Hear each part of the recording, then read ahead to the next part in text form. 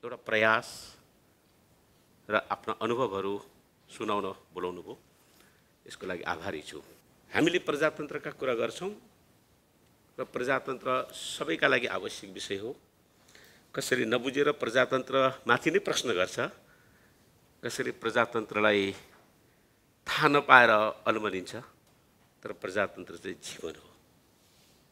जीवन जगतसँग सम्बन्धित छ र जगत जीवनसँग सम्बन्धित छ।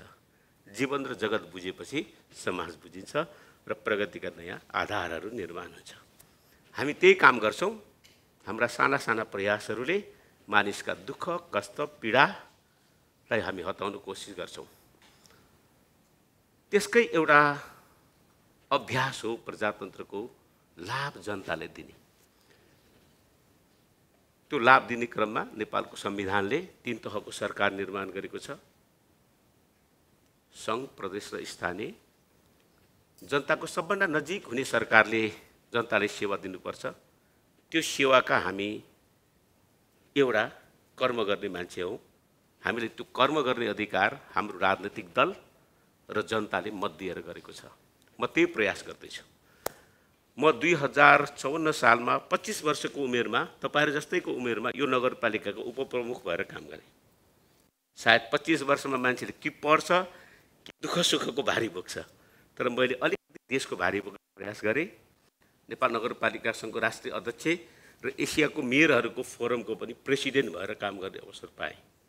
त्यसैले भुइँदेखि अलिक टाढासम्म काम गर्ने अवसर पाएको छु। त्यसकै सेरोफेरोमा अनुभवहरू यहाँहरूलाई पस्किन्छु।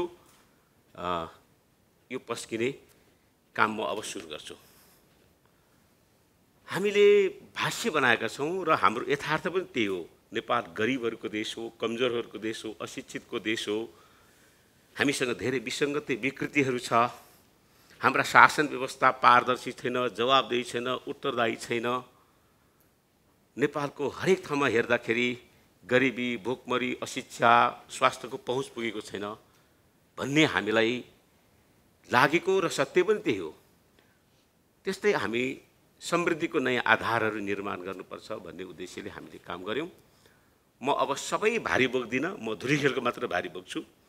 आज तपाईहरु जहाँ उभिरहनु भएको छ, यो काठमाडौँ विश्वविद्यालय, यो काठमाडौँ विश्वविद्यालय निर्माणमा पनि धुलीखेल नगरपालिकाको ठुलो योगदान छ। हामीले 56 रोपनी जमिन र नगरपालिकाको कुल बजेट 3 करोड 40 लाख हुँदाखेरि हामीले 75 लाख यो युनिभर्सिटी बनाउन पैसा दिएको थियो। यो एउटा सानो उदाहरण तपाईहरुलाई दिनेछु। आज काठमाडौँ विश्वविद्यालय देशकै सबभन्दा बलियो, तागतिलो र राष्ट्र सेवकहरू जन्माउने एउटा संस्था भएको छ। धुलीखेल अस्पताल तपाईहरुको सामु छ।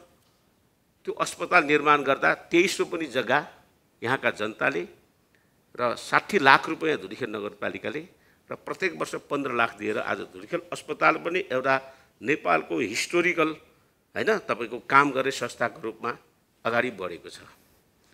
र नेपालमा पहिलो पटक धुलीखेल खानेपानी उपभोक्ता समिति आजभन्दा 32 वर्ष अगाडि नेपालमा पहिलो उपभोक्ताले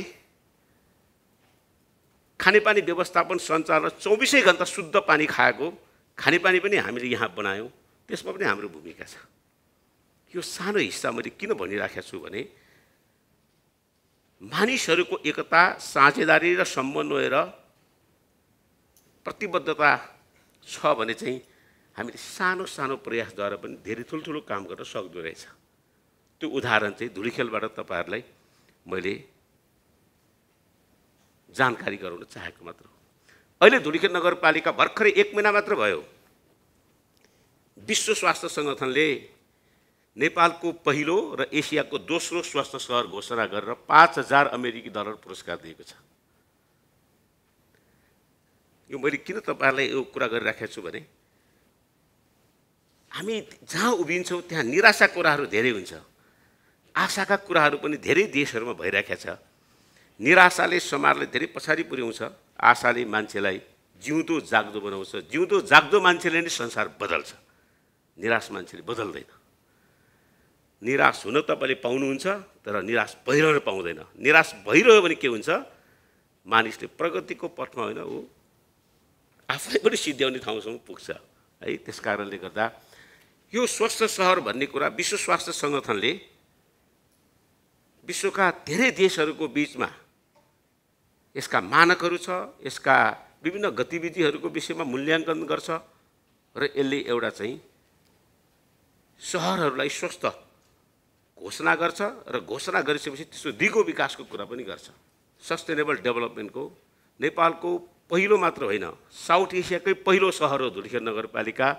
संयुक्त राष्ट्रसङ्घले 17वटा मुख्य लक्ष्य र 169वटा सहायक लक्ष्यहरू प्राप्त गरेर विश्वका सबै देशहरूलाई सस्टेनेबल डेभलपमेन्टको काम गर्न चाहेको छ र सन् 2030 भित्र यो विश्वभरि नै गरिबी अन्त गर्ने, शोषण अन्त गर्ने, स्वास्थ्य, गरिबी निवारण, पर्यावरणका कुरा, गभर्नेन्सका कुराहरू पुरा गर्ने भनेर लक्ष्य लिएको छ। त्यसमा धुलिखेल नगरपालिका शिक्षा, स्वास्थ्य, खानेपानी र गरिबी निवारण 4वटा चिजमा चाहिँ दक्षिण एसियाकै पहिलो सहर हो।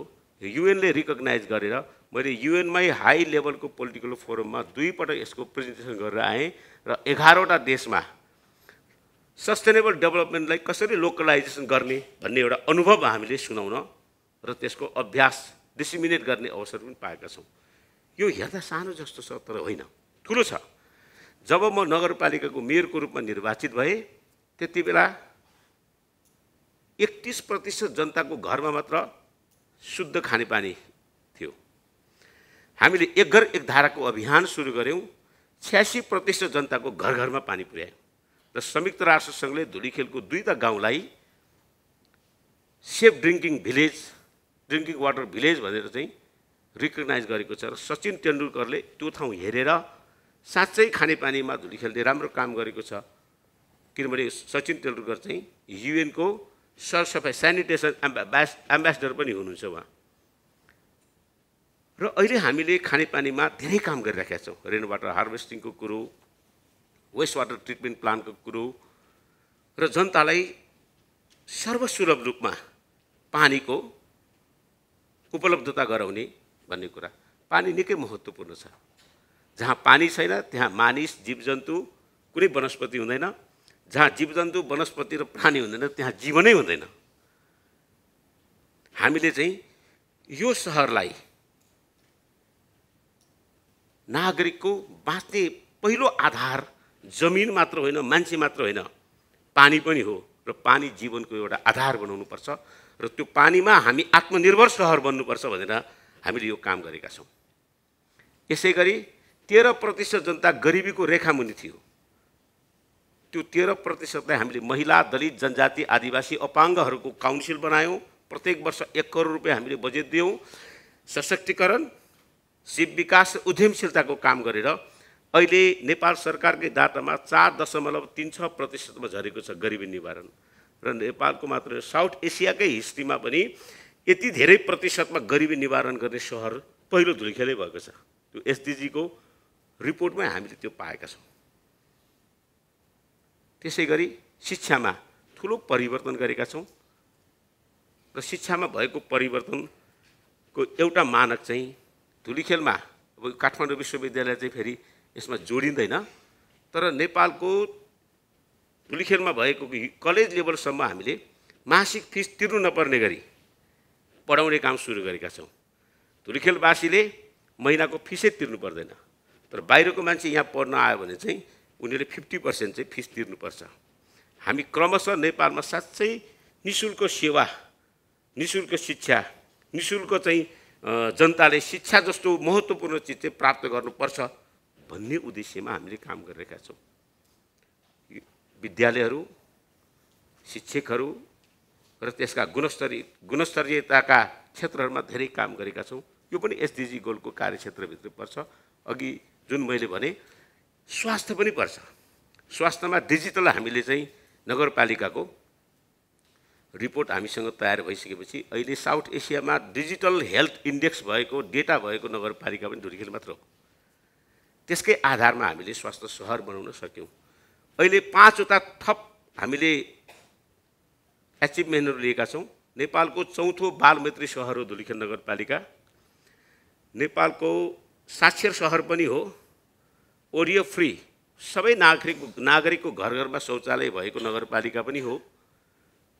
यसै गरी इनर्जी इफिसियन्सी सिटीको रूपमा पनि धुलिखेल नगरपालिका भर्खरै 2 महिना मात्र भयो साउथ एसियाको पहिलो सहर पनि हामी भएका छौँ। हामीले अहिले धुलिखेल नगरपालिकालाई जिरो कार्बन सिटीको रूपमा अगाडि बढाउने भनेर हामीले COP26 मा कमिटमेन्ट गरेका थियौँ।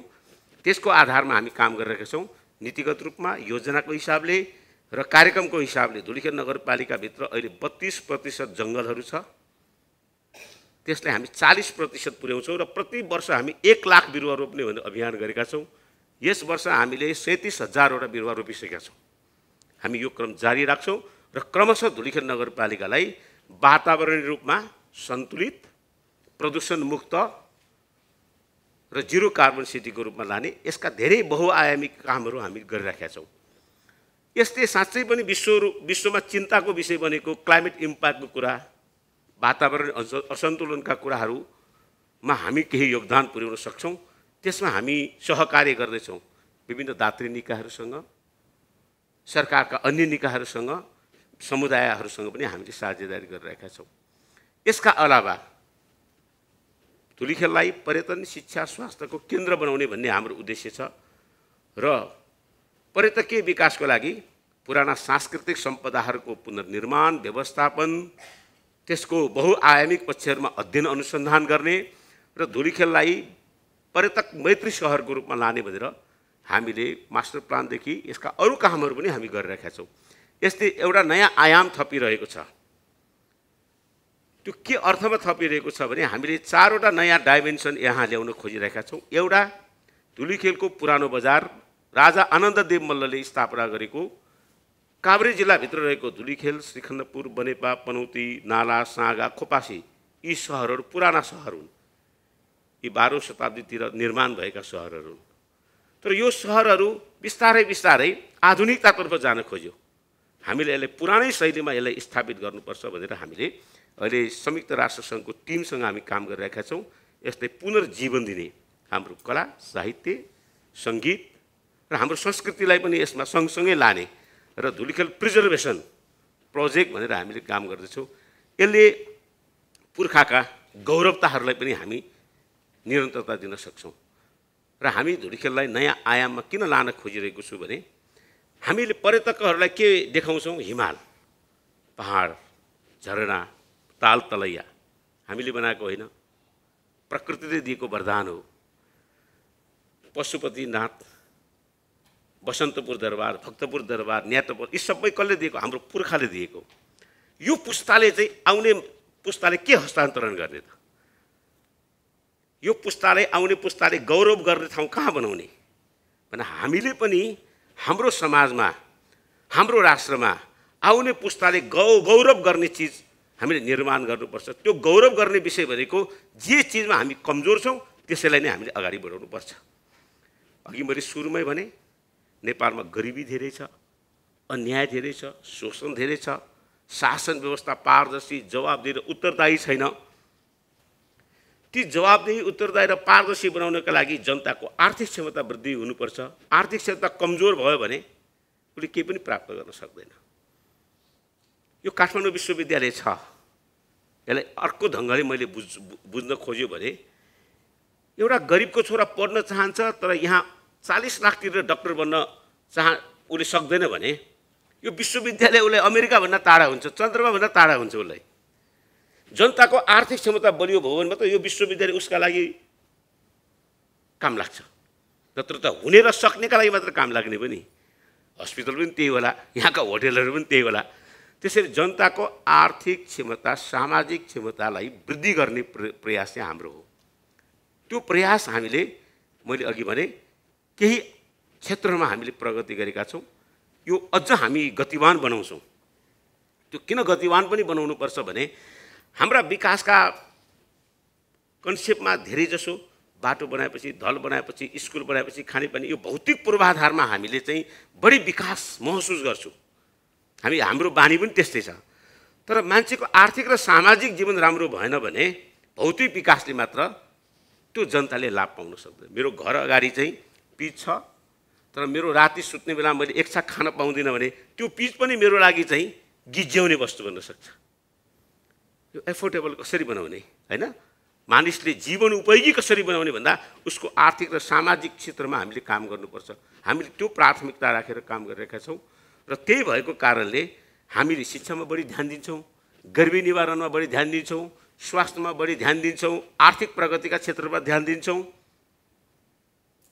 र त्यही आधारहरूलाई हामीले जनताको बिचमा सक्षमता वृद्धि गर्ने, उसको सशक्तिकरण गर्ने कुरा चाहिँ हामीले त्यहाँ जोडिराखेका छौँ। अब सशक्तिकरण मात्र भएर हुँदैन, ज्ञानवान भएर मात्र पनि हुँदैन। तपाईँसँग हातमा सिप छैन भने त्यो ज्ञानले मात्र मान्छेलाई सक्षम बनाउँदैन। सिप त भयो तर उद्यमशील भएन भने पनि हामीले मानिसले प्रगति गर्न सक्दैन। त्यो उद्यमशीलतालाई हामीले कसरी सँगसँगै लाने भन्ने यो तीनटा थिममा हामीले काम गरिरहेका छौँ। यो तीनटा थिमले धुलिखेल नगरपालिकालाई, नगरपालिकाभित्र बसेका नागरिकहरूको जीवनमा परिवर्तनहरू देखा परेको छ। यो एकपटक एकचोटि एउटा राम्रो काम एकपटक धनी भएर हुँदैन रहेछ। त्यसो हो भने त पुगिसक्यो त हामीलाई। 2500 वर्ष अगाडि भगवान् बुद्ध जन्म्यो, हामी सबै बुद्धिमान भएनौँ। संसारको अरबपतिमध्ये एकजना विनोद चौधरी नेपालमै छ, हामी सबै धनी भएनौँ। हाम्रा गरिबी धेरै छ, होइन, बलिया पनि धेरै हो न। पृथ्वीनारायण शाहले आजभन्दा 300 वर्ष अगाडि एउटा गाउँ जस्तो सहरमा गोर्खामा जन्मेको मान्छे यत्रो देश बनायो नि, बलियो मान्छे पनि भयो नि, र हामी सबै बलियो भएनौँ। सबै नेपालीलाई कसरी बलियो बनाउने, सबै नेपालीलाई कसरी धनी बनाउने, सबै नेपालीले ज्ञानवान कसरी बनाउने हाम्रो प्रयास हो, गरिराखेका छौँ। धन्यवाद।